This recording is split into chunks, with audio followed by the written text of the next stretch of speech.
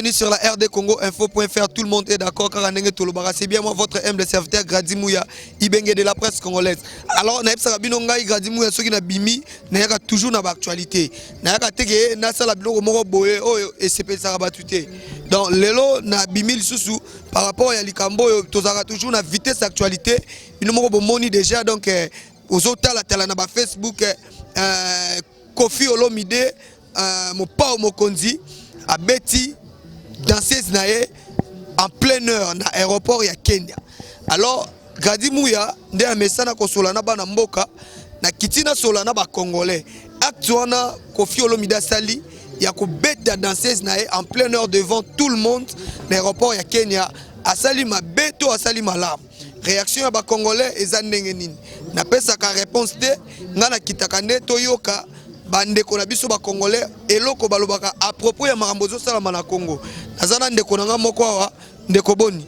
Madame. Nasi déjà ki stije na biso oyo Kofi Olomide abeti danseuse nae na aéroport ya Kenya. Etant que yo congolais, okoki olobani na likambo wana. Kofi Olomide asali mabe to asali malam. Est-ce que lokola za président, lokola za col orchestre akoki obeta danseuse na yeto azana autorité wana obeta danseuse azana droit obeta danseuse wana te mais aza chef azo encadrer bango pourquoi pas non que ça soit aza chef za rola ngali on a créé entreprise na ngai na zana droit obeta ba travailleur na ngate pour bazana ba parents na bango comprendre papa ya mwana ana soka yoki ke Kofi abeti mwana o sepela ta ko porter plainte ko porter plainte comprendre aza mwana ete Aza moi n'était pas travailler ne l'union sur ceux qui dansent à salaire il faut reprocher les temps que mukolo po aza mais akokyo betete azana droit wana te azana droit betete ya solo salaire mo grave ninga zawana danser za ko porter plainte on prend à reporter plainte cela ce que lokola Kofi Olomide ndazola ntango zolo ba bon pesa moi conseil na pesa conseil tant que vena biso tant que parent a robota ngai a ve obiso to linga mingi ve lelo bana lelo biso neti nga munde na za boy na adult papa na ko betanga le suste mais a pesa nga conseil mais tant que za papa ko reprocher nga na nyonso mais ko giflenga te na mi kilto mona ngo papa soka beti moi na e moi ki afundi papa na ya msusu nini na soit na la police ba ba kangi papa ya msusu ba kotie prison ata mona sali mabe ko betete te pas ça la prison papa on ça la prison to ebite tamsu dans ces zones passer ki mabe yango Kofi Olomide beti sali mabe azana droit ko betete soit ko ça nini te azana droit wana te comprendre azana droit wana te. Vraiment, merci beaucoup. C'était un comportement naé. Comportement ya danseuse to ya. C'était un comportement Kofi. Comprendre? Nenga beti danseuse naé. À la prochaine fois so danseuse na salaire bon abenda abenge pembe na pese conseil take papa. A royoka. Mais à tia ko matina niveau robeta. Comprendre? To yebi monde lelo te boso mwana na papa na za général, bo papa na za soki nani. Au moins te que sort wana ezongi la ye moko. Comprendre? Abeta mwana batuta. Ba pesa ande conseil na bana batu.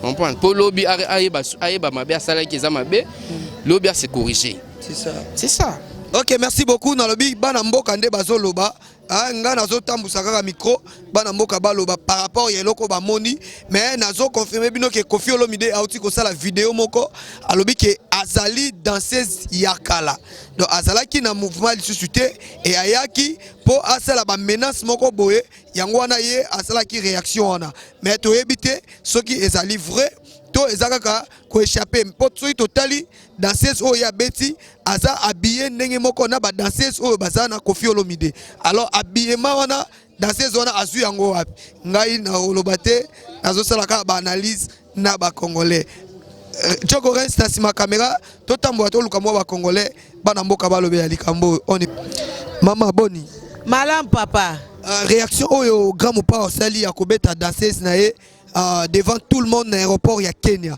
yo trouva ondenge papa na moni ngo mabe makasi ye Kofi loko akomi kuluna akomi ko beta ba danseuse na ye Toko bengele pe Molière bakolakisa ye na TV, il faut pas questionner. Kuluna ndenge nini yeta msusu a trouvé que danseuse asali makambo sepeli si batute yango abeti. Soki ayebaki ki asali bongo, il fallait juger ye, eza quand même solo ba solo la, mais lokola beti comme déjà Kuluna a touché na nzoto eza na minute wana ye pas comme parent, yende parent na ye na minute wana parce que baza pe musika na Kenya. Moi naza grand aza déjà grande fille, ba edikara grande fille na robeta te na masolo, causerie envers parents na mwana. Oya sali comme brutalité a violé déjà mibeko. Donc a commis Kuluna, to bengele Molière, faut pas juger ye. Donc yo zo traiter Koffi Olomide Kuluna. Kuluna vraiment comme Kuluna, po ezala raté. Ah voilà grand prêtre César Ngadi, yo moko Zolanda. Balobi Koffi Olomide Kuluna. Moi je ne sais pas. Wana ezali ba imboka ba congolais nde bazolo ba makambo wana. Nazotambo toujours na continuer ba interview na ngai, on y va. Ndeko boni. Bien. Alors tozolo beta kaka lisolo ya grand mopao o asali na Kenya na aéroport ya Kenya a beti danseuse na ye devant tout le monde na aéroport yo o chichi yango ndengeni. Ah, wana bina ese danseuse nga zangi pe ba famille to zangi pe mobali o ya ko bala peut-être mobali n'est pas arapé na mboka wana amona bina ke patron na yo azobeto en plein air batu boy. Ils ont raté. Mais patron ici quand on a représenté mes parents tant que moi on a sali ma belle il faut corriger.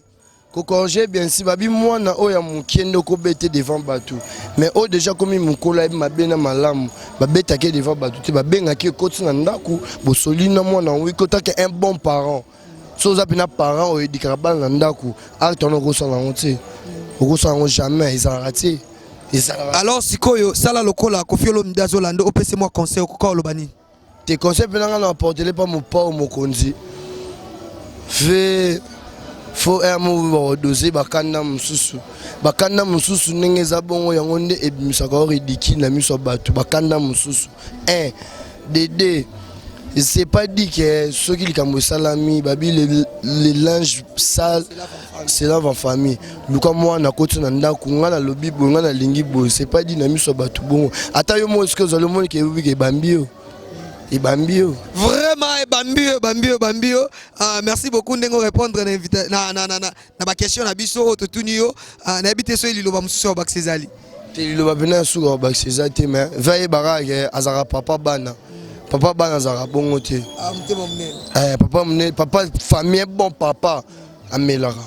Mais Koffi Olomide à part wana yemo pasali sous vidéo alobi ke ezali danseuse moko ya kala ayaki osala ba ambuyema na aéroport mais surtout tali bilamba o danseuse wana lati na o ba danseuse mususu bazana ngo eza ndenge moko analyse wana yo lingo mona ngonde te bako sabiso te aza danseuse na te bako sabiso te ba ko sabiso point voilà yo confirme ko bilamba ya ndenge mo toti match ya Simba ngana ba jogo ba okike ba jouer mo boye RDC ba to beta na Kenya ba matavio ba ngwana Moka beti muningane likofi. Batasko muto ba beti likofi. Ati vareza si Simba. Siko tolobani.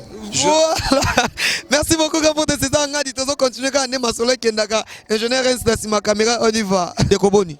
Madame, leader na biso ya munene ya mboko Koffi Olomide auti ko beta danseuse na ye en plein aéroport devant tout le monde na éviter réaction na les andengeni. Va fouter. Nandeni. Et bon ata yo moko.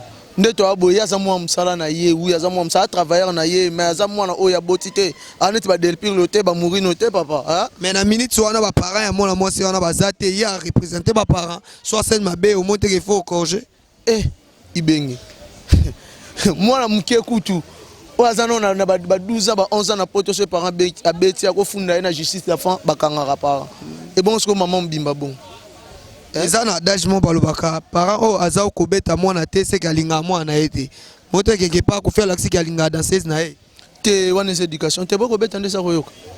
Bon deuxième ezali Koffi alakisi ache vidéo que wana aza danseuse na ete ezali ancienne danseuse na ye avec ça ba désordre bani tout ça mais c'est tout à l'habillement c'est comme ça habillement ngoza mon koto na yo lobini question no yango mon réponse na bilambe ko kanati bilambe ko kana c'est que bon juger que aza vraiment danseuse na bango nyonso ba misala Koffi balati ndenge moko te balati ndenge moko bango nyonso ba misala Koffi va fouter ya sala siko lokwa Koffi Olomide azotala yo pesa moi conseil ve ba biloko po sala ngo trop doser nanu jezo poussa na meyo zo changer te doser nanu c'est ba biloko trop beti trop otindi batu ba beta trop obundisi trop okangisi trop dosé nanu ve okoli déjà age poussani maman ne photo kaka baleki ba 5e génération ba osala ngo osala ngo kaka papa mbimba lo yo ba masa no ba kester ba oda ba papa wemba badia batika ba marambo te ve changer nanu va bongwana yo ka tanze ba faire partie c'est bon lo mutema ve bongwana. Merci beaucoup. Là c'est votre humble serviteur Grady Mouya kande na zala kawana na pesa bino babilenge yango na ebiki na komi nanga na suka mame milinze na Londres. Merci à toi Kabaka Bangu Chikuna les champions na bosa yote Glody Kuma Senzama Norvège grand porte des Zangadio mo qui réaction to biso vitesse n'est toujours vitesse to mais ça bango toujours paiement donc na pesi ba tutu wala ndanga mbote Félité Kajoko Rens fils des Arts fiston des Arts na bosa yote wala masanga vraiment balobi c'est danga di yoka makambo ndenge totambusa masolo nala bino tokuta la prochaine sur actualité za na rozala wana toujours pour na observer bino ndenge bosenga na ngai. Merci beaucoup ya basoda toujours.